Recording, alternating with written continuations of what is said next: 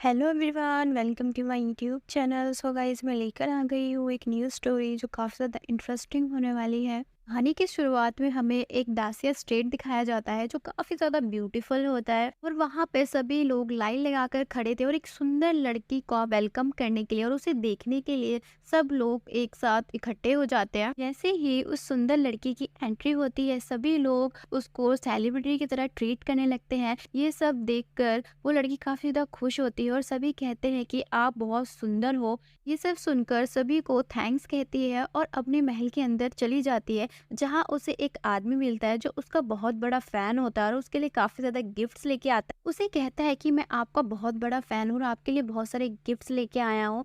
Then वो लड़की कहती है, ये सारे गिफ्ट तो ऐसे तो मेरे पास बहुत है, तुम इससे कुछ अलग दिखाओ जो मुझे पसंद आए। और उसे कहती है कि ये सब छोटे मोटे गिफ्ट तो मेरे फैंस ने ऑलरेडी मुझे दे रखे हैं, तुम्हारे पास कुछ खास है तो मुझे दिखाओ। देन इसी बात पे वो आदमी उसे एक प्रीशियस कप दिखाता है जो काफ़ी ज़्यादा शाइन करता है। ये सब देखकर वो लड़की काफ़ी ज़्यादा खुश हो जाती है और उसे कहती है, ये मुझे बहुत पसंद आया, ये मैं रख लूँगी। देन अपना फेस रिवील करती है और वो कोई नहीं, वो दासी स्टेट की प्रिंसेस होती है जिसका नाम चीपा होता है। अपने बॉडीगार्ड को बुलाकर उस आदमी को पकड़वाती है क्योंकि वो आदमी बिल्कुल करप्टेड था, और सभी के सामने उस आदमी को पेश करती है और सभी राज्यवासियों को उसकी असलियत बताती है कि ये वो इंसान है जो शाही टैक्स के नाम पर आप सभी को लूट रहा था। इन सब का सबूत इन लिस्टों में है। उसको देखकर सभी राज्यवासी शॉक हो जाते हैं, कहने लगते हैं इसको सजा मिलनी चाहिए। तभी प्रिंसेस कहती है कि आप सभी के पैसे मिल जाएंगे, और सभी राज्यवासी प्रिंसेस को थैंक्स कहते हैं और बॉडीगार्ड से कहकर उस इंसान को अपने अंकल के पास छोड़ने के लिए कह देती है। के बाद हम देखते हैं कि चीपा ने अपना इंट्रोडक्शन दिया कि मैं इस दासे स्टेट की प्रिंसेस हूँ। उसके पापा का नाम था केशैंग और मम्मी का नाम था पैंग पैंग, जो काफ़ी ज़्यादा एक दूसरे से प्यार करते थे।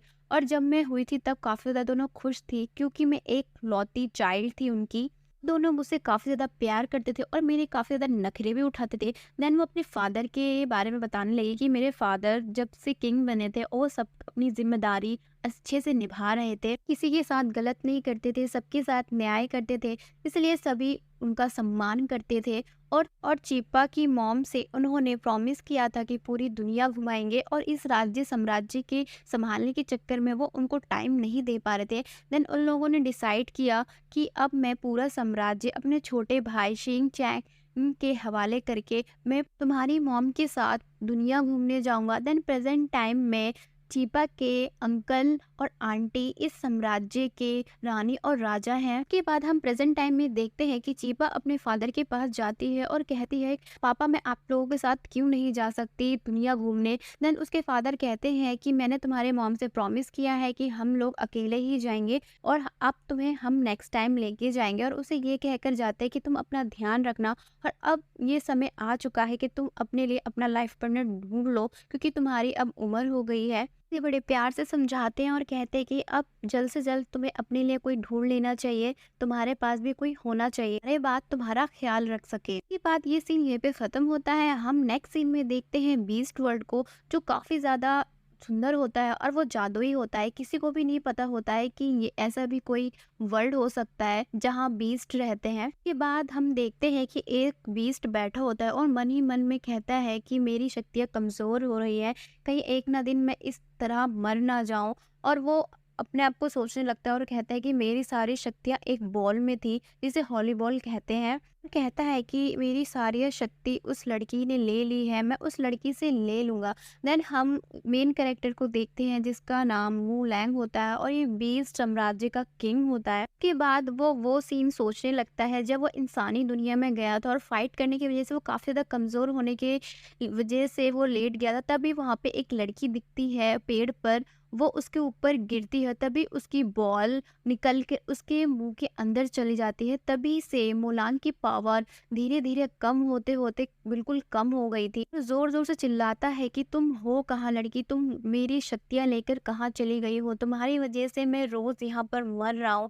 देन बाद सीन शिफ्ट होता है दासे सेट में, जहाँ हमें चीपा को दिखाया जाता है जो स्टैचू से बातें कर रही होती है और उससे कहती है कि क्यों सब मेरे पीछे पड़े हैं शादी के, मुझे किसी से शादी वादी नहीं करनी, मैं अकेली रह सकती हूँ।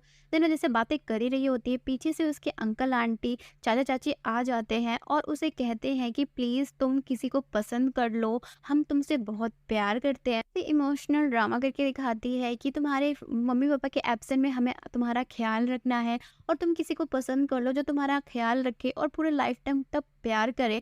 और देन तभी वो लड़कों की फ़ोटो दिखाने लगती है और विद इंट्रोडक्शन बताती है कि तुम्हारे लिए इन सब में सभी बेहतर है, क्योंकि इनमें सभी न सभी राजा हैं, महाराजा है, तुम्हारे लिए बहुत अच्छे रहेंगे। बट चीपा को तो इनसे शादी करनी नहीं थी। देन वो चुपके से महल से भाग जाती है। नेक्स्ट सीन में हम देखते हैं मुलांग को, जो अपनी दुनिया से इंसानी दुनिया का रास्ता खोलता है और उसके साथ उसका असिस्टेंट लुइस जोन होता है, जो उसका राइट हैंड भी होता है, और उसे कहता है कि आप उस लड़की को 4 साल से ढूंढ रहे हैं, भी आप उसे अभी तक नहीं ढूंढ पाए हैं, ऐसा क्यों हो रहा है, आप तो बीस्ट है ना। और कहता है कि आपका बार बार इंसानी दुनिया में आना ठीक नहीं है, आप एक काम करिए, आप सारी रिस्पॉन्सिबिलिटी मुझे दे दें, मैं उसको ढूंढकर हमारी दुनिया में उसे लेकर जाऊंगा। बट उसे मुलांग मना कर देता है और कहता है कि नहीं, उसे सिर्फ मैं ही फील कर सकता हूँ और उसे ढूंढ भी मैं ही सकता हूँ, तो उसे नहीं ढूंढ पाओगे। दूसरी तरफ हम देखते हैं चीपा नए हॉर्सों को देखने आती है और उसे एक हॉर्स बहुत पसंद आता है और उस पर बैठने की जिद करती है। जैसे ही चीपा उस हॉर्स पर बैठती है वो आउट ऑफ कंट्रोल हो जाता है और उसे जंगल की तरफ ले जाने लगता है और उसके पीछे शाही लोग भी पीछा करने लगते हैं चीपा की, कहीं उसे कुछ हो ना जाए, क्योंकि वो प्रिंसेस थी, उसे बचाना था। चीपा को वो हॉर्स काफी अंदर तक लेके आता है जंगल के और उसे जोर से फेंक देता है। जैसे ही वो नीचे गिरने वाली होती है तभी बीस्ट किंग मुलांग उसे बचा देता है और जादू से, और उसे वो उस टाइम बेहोश भी कर लेता है ताकि उसे पहचान ना पाए।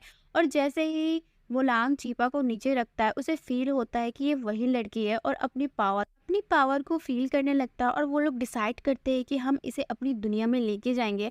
बट मुलांग जैसे ही चीपा को उठाने लगता है वो काफ़ी ज़्यादा वीक महसूस करने लगता है।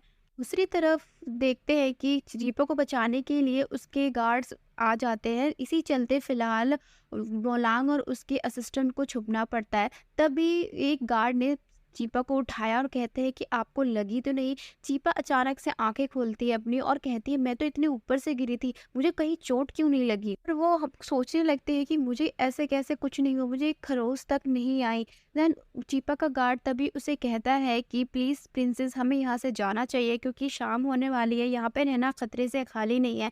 देन वो लोग वहाँ से चले जाते हैं। उसके बाद मोलांग और उसका उसका असिस्टेंट इनकी सारी बातें सुन लेते हैं और वो समझ जाते हैं कि ये इस राज्य की प्रिंसेस है, हमें आगे इसे ढूंढने में परेशानी नहीं होगी। उसके बाद हम देखते हैं कि बीस्ट किंग के हाथों में कुछ प्रॉब्लम हो जाती है और शाम भी होने वाले होती है, तभी लोग वहां से चले जाते हैं। नेक्स्ट सीन में हम देखते हैं कि चीपा के आंटी ने पूरे राज्य में एक बिग न्यूज़ दे दी थी कि चीपा का फ्यूचर पार्टनर हमने ढूंढ लिया है और उसकी जल्द से जल्द शादी होने वाली है और वो एक जनरल है। ये सब सुनकर पूरा राज्य खुशी के मारे झूम उठता है। उसके बाद हम दूसरी तरफ देखते हैं चीपा की आंटी जो काफी ज्यादा खुश होती है और कहती है सबसे फाइनली हमने चीपा के लिए उसका हस्बैंड ढूंढ लिया है, अब जो मैं करूँगी प्लान के मुताबिक करना है, और गार्ड्स को ऑर्डर देती है कि सब कुछ अच्छा होना चाहिए। के बाद हम देखते हैं कि बीस्ट किंग मुलांग और उसका असिस्टेंट लियो जोंग चीपा के महल के बाहर खड़े रहते हैं, उस पर नज़र रखते हैं। तभी हम देखते हैं कि चीपा उसी जनरल के साथ होती है जिसके साथ उसकी शादी फिक्स कर रही होती है उसकी आंटी ने, क्योंकि वो उसी जंग से लड़के आया था जिससे उसे चोट लग जाती है। तभी चीपा उसको मेडिसिन निकाल के देती है, तभी नॉर्मल बात चली रही होती है। दूसरी तरफ चीपा के रूम के बाहर गार्ड्स उन पे नजर रखे होते हैं ताकि कुछ हो तो वो संभाल सके, बट उन लोगों को सब कुछ ठीक लगता है और कहते हैं कि इनको अकेला छोड़ देना चाहिए, हमें यहाँ से जाना चाहिए।